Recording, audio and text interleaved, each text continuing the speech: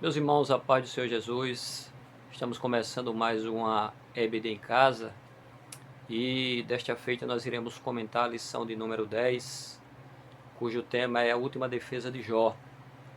O nosso texto áureo encontra-se no livro do patriarca Jó, capítulo 31, versículo 4, que diz: "Ou não vê ele os meus caminhos e não conta todos os meus passos?"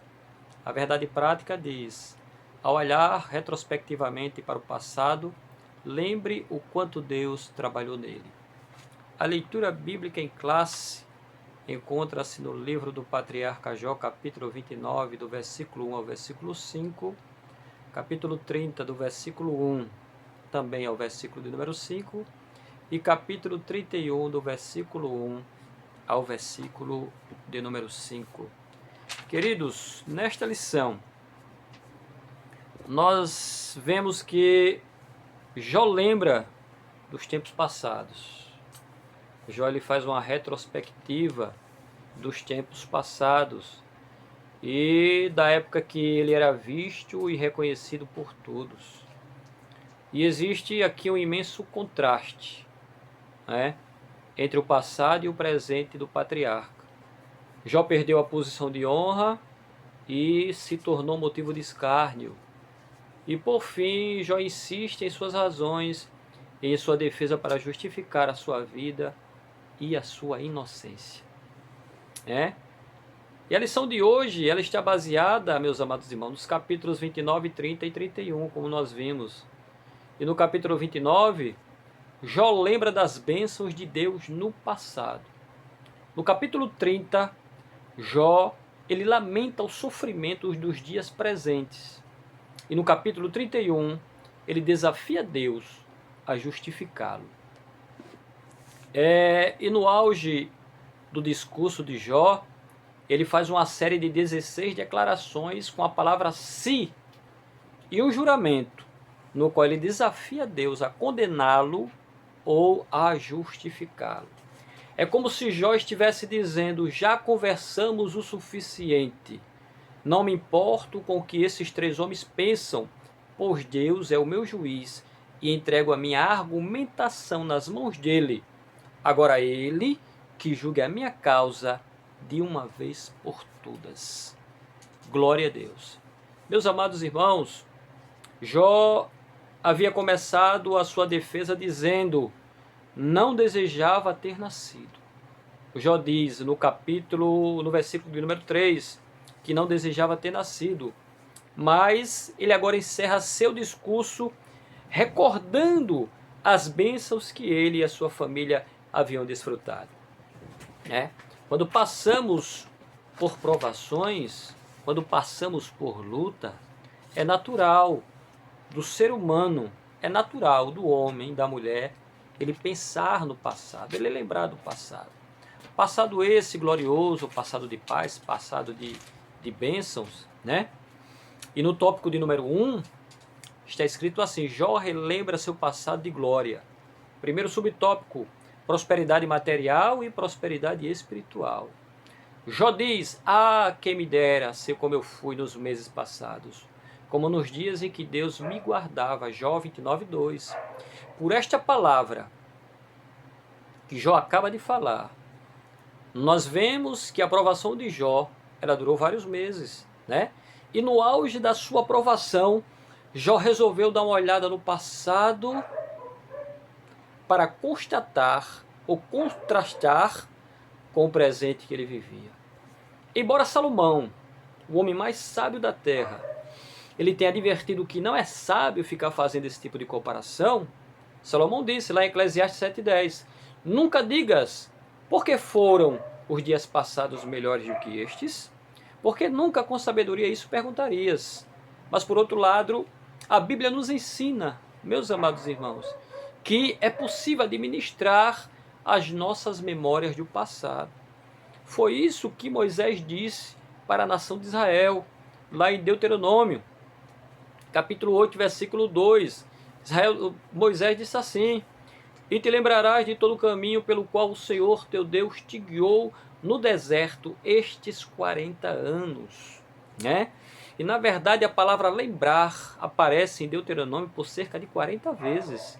E a palavra esquecer aparece em Deuteronômio por cerca de 9 vezes. Então Moisés está dizendo que é melhor lembrar das coisas positivas e das coisas que Deus fez para com o homem. Porque é normal, o homem, o ser humano, na hora da prova, ele começa a se lembrar do passado. Foi isso que Jó fez, Jó não foi diferente. Então, meus amados irmãos, glória a Deus, nós podemos fazer como o salmista, né? O salmista disse no Salmo 77, versículo 11, glória a Deus, e me lembrarei das obras do Senhor, certamente que eu me lembrarei das tuas maravilhas. Amém?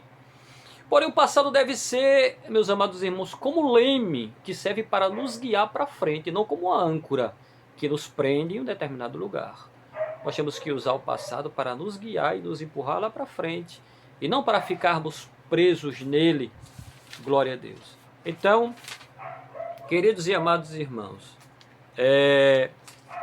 Jó se lembra do seu passado glorioso. Jó se lembra daquilo que aconteceu na sua vida no passado e faz um contraste com o que ele está vivendo naquele momento de prova, né?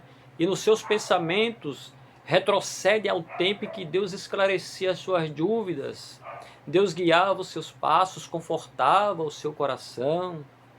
E naquele tempo sua vida transbordava de bênçãos. Era como se ele pudesse lavar os pés com manteiga e das rochas destilassem azeite. E nós sabemos que na Bíblia, a Bíblia quando fala de manteiga e fala de azeite, está falando de prosperidade, está falando de riqueza, né? E era isso que Jó vivia numa vida de luxo, Jó tinha de tudo, Jó prosperava, e de repente tudo mudou, né? De repente a sua vida deu uma guinada para baixo, de uma forma que Jó perdeu absolutamente tudo, né? E, glória a Deus, tudo que Jó fazia prosperava. Aí no versículo 29, versículo 5, Jó diz assim, quando o Todo-Poderoso ainda estava comigo e os meus filhos em redor da minha mesa ou de mim, glória a Deus. Jó pensa que na luta ele está sozinho. Ele faz essa declaração, quando o Todo-Poderoso ainda estava comigo. Porque naquela prova ele não estava entendendo o que estava acontecendo, né? O segundo subtópico diz assim, reconhecimento social. A segunda lembrança feliz de Jó era sobre o prestígio e o respeito que ele gozava no seio da sociedade que ele vivia. Jó exercia naquela época a função respeitada de um juiz. Glória a Deus. Jó era considerado como um juiz ali na cidade em que ele morava. Lá no capítulo 29, do versículo 7 a 11, você vai ver isso, né? E é difícil encontrar em uma única pessoa os atributos da riqueza e da humildade como nós encontramos em Jó. Jó, apesar de ser rico, era um homem humilde. Glória a Deus. Porém, de forma singular, estes atributos se combinavam perfeitamente na vida de Jó. O patriarca era honrado por todos, seja velhos, seja novos. Isso prova que Jó era um homem humilde de verdade. A Bíblia diz lá em Provérbios capítulo 15, versículo 33, o temor do Senhor é a instrução da sabedoria, e recebendo a honra, e precedendo a honra, vai a humildade. Glória a Deus. A terceira lembrança feliz de Jó era o privilégio de poder ajudar os pobres e os necessitados. Jó não era egoísta, meus amados irmãos, de maneira nenhuma. Ele sabia compartilhar aquilo que Deus lhe dava. Eu ajudava os pobres que estavam sendo explorados e os órfãos que não tinham ninguém para lhe dar abrigo. Ajudava os que estavam às portas da morte e eles me abençoavam. Eu ajudei muitas viúvas a ficarem alegres novamente. Jó 29, 12, 13. Então as atitudes de Jó nos fazem lembrar as palavras do Senhor por meio do profeta Isaías, lá no capítulo de número 11, do versículo 3 ao versículo de número 5. Depois você lê. Amém? A quarta lembrança de Jó provinha de sua confiança no futuro. Glória a Deus. Jó confiava no futuro. Você vai ver isso lá no capítulo 29, do versículo 18 ao 20. Deus abençoava Jó, e este, por sua vez, abençoava as outras pessoas. Jó acreditava que a vida seguiria assim por muitos anos. Ele estava certo que permaneceria forte, permaneceria vigoroso, de que viveria até uma idade avançada e depois morreria em paz. Mas as coisas mudaram. De uma forma brusca, de uma forma tremenda, de uma forma inesperada, as coisas mudaram na vida de Jó. Segundo tópico, meus irmãos, Jó lamenta seu estado presente. Desprezo por parte dos jovens e das classes menos favorecidas. No capítulo 30, versículo de 1 ao 13, Jó descreve um tipo de pessoa perversa, bem comum nos dias de hoje. São aquelas pessoas odientas, invejosas, que se aproveitam da miséria alheia para zombar. Foi isso que aconteceu na vida de Jó. Levantou-se zombadores, porque apesar de Jó ser essa pessoa humilde, uma pessoa que ajudava todo mundo, apesar de Jó ser uma pessoa que compartilhava da sua riqueza e dos seus bens para com todos, Jó pagava um salário digno para os seus empregados, Jó não maltratava os seus empregados, Jó cuidava de viúva, cuidava de órfão, Jó julgava a causa do povo, mas apesar de tudo isso, Jó tinha inimigos, pessoas invejosas e pessoas que o odiavam, né? E mesmo assim, essas pessoas surgiram de uma forma tremenda na hora da prova de Jó, né? São pessoas que aproveitam da miséria alheia para zombar, né? Jó afirma que essas pessoas não mereciam estar entre os cães do seu rebanho no tempo da sua prosperidade. Agora os filhos destas pessoas zombam da situação do homem de Uz. Lá em Jó, no capítulo 30, do 8 ao 10. Então Jó lamenta que essa geração de filhos rebeldes zombem dele e armem laços para destruí-lo. São os filhos daqueles que odiavam Jó. Uma mocidade perversa, uma mocidade que aprendeu a ser zombador, aprendeu, glória a Deus, a zombar das pessoas, né? A Bíblia diz lá no livro de 2 Reis, se não me falha a memória, que o profeta Eliseu vinha passando por um determinado lugar e alguns jovens começaram a zombar dele, chamar ele de calvo, calvo, desce calvo. E o profeta orou a Deus e veio uma ursa e matou alguns daqueles jovens, né? E hoje nós temos visto aí jovens zombadores que escarnecem do pai e da mãe, não querem saber de respeitar a ninguém, né, meus amados irmãos? O abatimento físico e emocional. Jó se sente abandonado por Deus. A dor emocional e a dor física fazem com que seu coração pareça estar se quebrando em pedaços. Os seus ossos doem demasiadamente durante a noite. E o patriarca percebe que o seu corpo está ficando deformado e a sua pele está ficando de uma cor acinzentada. Jó também afirma: lançou-me na lama, fiquei semelhante ao pó e à cinza. Jó capítulo 30, versículo 19. Deus teria abandonado Jó? Glória a Deus. Nós sabemos que não, né, meus irmãos? Mas era muito difícil para Jó entender isso naquele momento. Mas em meio às lutas, temos que ter fé. Em meio às lutas, nós temos que ter fé. Porque Deus ele está no controle de todas as coisas. Terceiro tópico, o futuro em aberto de Jó. Jó em defesa da sua ética sexual. Ele diz assim: fiz concerto com os meus olhos. Como, pois, os fixaria numa virgem? Jó 31:1. Jó continua argumentando em sua defesa. E agora o patriarca faz uma análise da sua vida ética e de sua vida moral. Glória a Deus. Jó cita 3 pecados específicos que poderiam fazer qualquer homem tropeçar. Primeiro pecado, ele fala sobre a lascívia, versículo 1 ao versículo 4.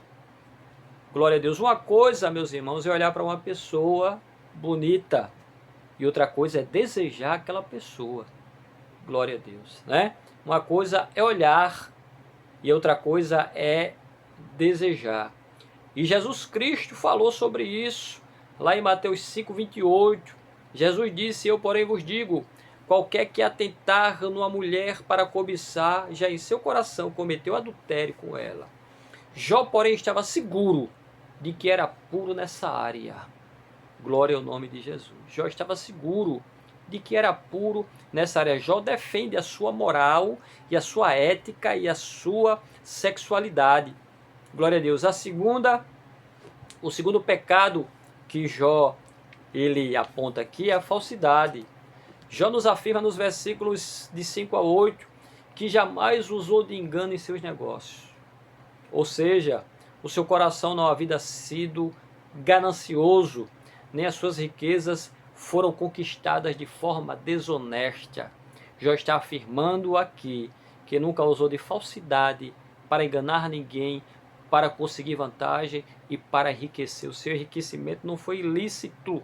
Ele havia enricado de forma justa, por ser um homem justo, temente a Deus e que se desviava do mal. Deus o abençoava e o cercava de bênçãos por todas as áreas. Então Jó afirma que não praticava a falsidade. O terceiro pecado que Jó nos aponta aqui é o adultério. Glória a Deus. Jó garante nos versículos 9 ao 12 que em momento algum havia observado a esposa do seu próximo. Jó está dizendo que em momento algum ele havia desejado a esposa do seu próximo para tirar proveito sobre ela. Caso fosse culpado, estava disposto a ver a sua própria esposa tornando-se amante de outro homem. Glória a Deus. Então, meus amados irmãos, Jó reconhecia que o adultério era e é um pecado vergonhoso e abominável diante do Senhor, o nosso Deus. Glória a Deus. Jó em defesa da sua ética social. Jó aqui volta a reafirmar que desde a sua mocidade aprendeu a cuidar dos órfãos e das viúvas. Apesar de haver pessoas que o odiavam, como eu já havia dito, né? Mas ele as tratava bem e não retribuía o mal com o mal. Glória a Deus. Apesar das pessoas, algumas, odiarem a Jó, ele nunca tratou essas pessoas com o próprio ódio. Pelo contrário, ele as tratava bem. E nós temos que ser assim, né? Aqueles que nos odeiam, nós temos que tratar bem. Jó busca a resposta de Deus. Capítulo 31, do versículo 35 ao 37. Jó está encerrando a sua defesa. E para finalizar, ele apela ao Todo-Poderoso que lhe responda. Ele pede a Deus que lhe apresente o seu pecado. Jó diz: Deus, apresente para mim onde foi que eu errei. Eu estou mostrando para o Senhor a minha área moral, a minha área ética. Estou mostrando para o Senhor que eu era respeitado, que eu era juiz, que eu ajudava tantas pessoas. Aí Jó pergunta: Deus, me mostre qual é o meu pecado. Então, meus irmãos, ao fazermos uma revisão do juramento de Jó, nós descobrimos que ele pediu que Deus mandasse julgamentos terríveis, se caso ele fosse culpado de qualquer um desses pecados que foram citados aqui. Jó diz que os outros comam a minha colheita. Jó diz que a minha esposa torne-se amante de outro homem. Ele ainda diz assim, que o meu braço seja arrancado do meu ombro. Ou seja, Jó deixou claro que esse discurso que estava disposto a enfrentar, que estava disposto a enfrentar o julgamento justo de Deus, caso ele se encaixasse em algum desses pecados que Jó citou.